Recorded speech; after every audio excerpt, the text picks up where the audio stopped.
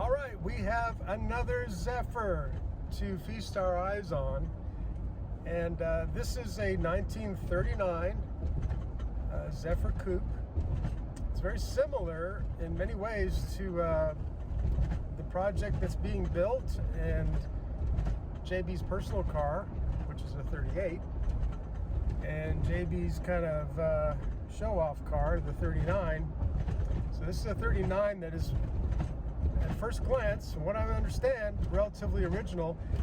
I'm going to bring you guys along for a little bit of an assessment. We'll have JB kind of talk us through it and maybe go for a little drive around the block and see what it's all about.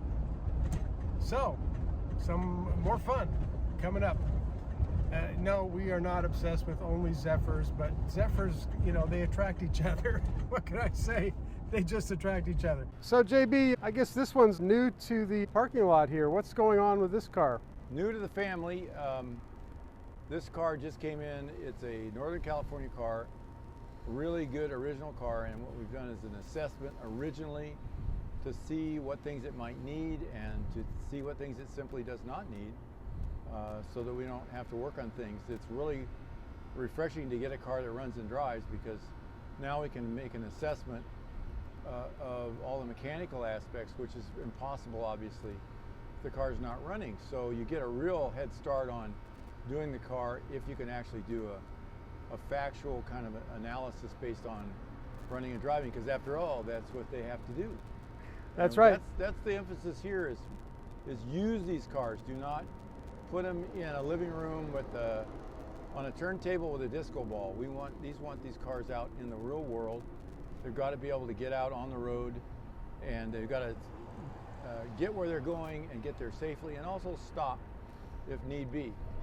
And that's what we're doing here. Okay, so besides the driving part, you're still going to put it on a lift, and you're still going to check it out everywhere, make sure of what you've got. We've done a bit of that, but we're going to do it again, because after you drive them, this car's been sitting a number of years, so things like the carburetor and some other, the pan gasket and some other things that are just dribbling, albeit they're minor, it also is something we need to remedy.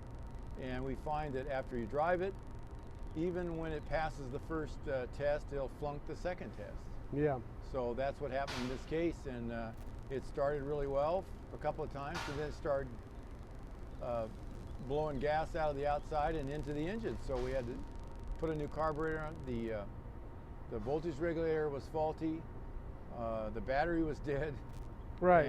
And the wires under the dash, as one friend once said, there's been a lot of pinkies under this dash.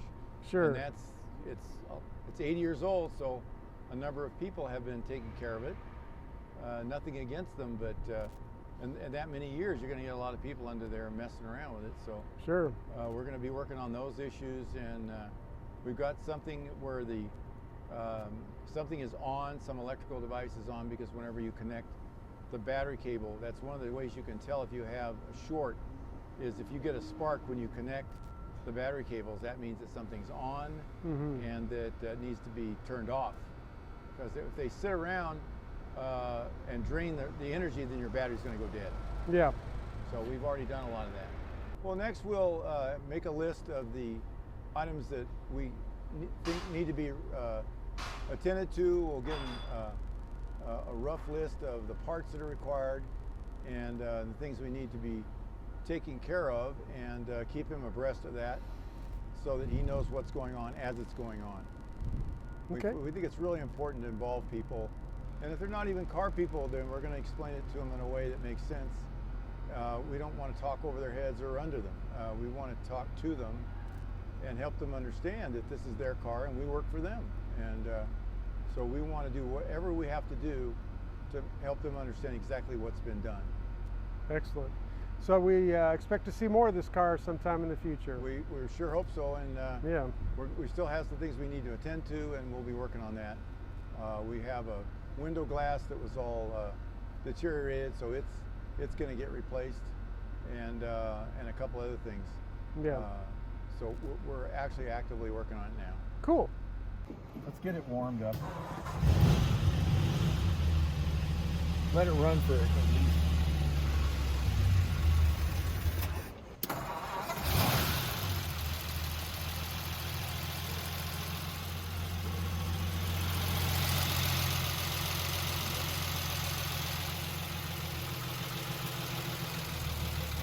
Yeah, there are cables there.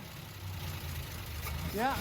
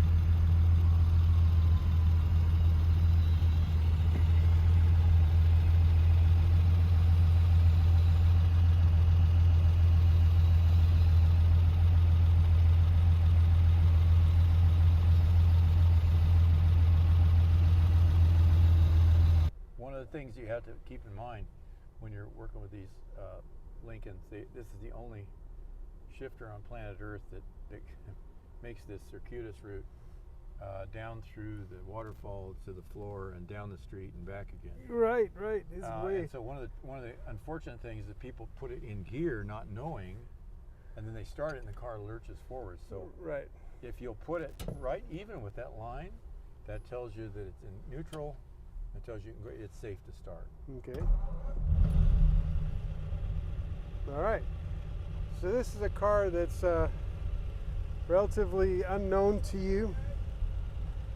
And what we're going to do is kind of check this car out and see what it needs, Right. see what the condition is.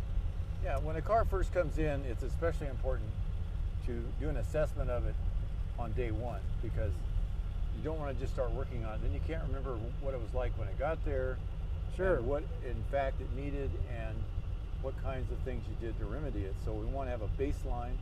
We want to know if the car is operating properly.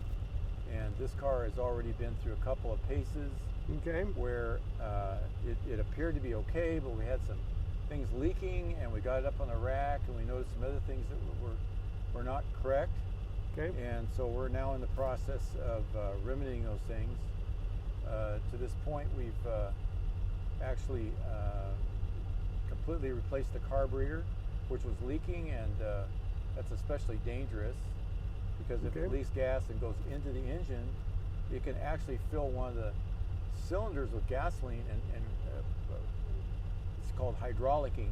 If there's no room in the combustion area and it's full of gasoline, it can actually explode the piston, which Wow. it happens every great once in a while, but Yeah. it's one of those dangers. And these old, especially the 97s and the carburetors that, granted are very old, they're warped. Right. The gaskets may not be in good order, so they're going to leak, and they can leak on the outside of the engine, which could cause a fire. They can leak on the inside of the engine and cause a much bigger problem. So Sure. we got to make sure that that's operating correctly. And this carburetor, as it came first, had some problems, so we remedied those. Now we're on to a rebuilt carburetor that we had in stock. Right. And we're gonna use that for purposes of driving the car in the initial stages.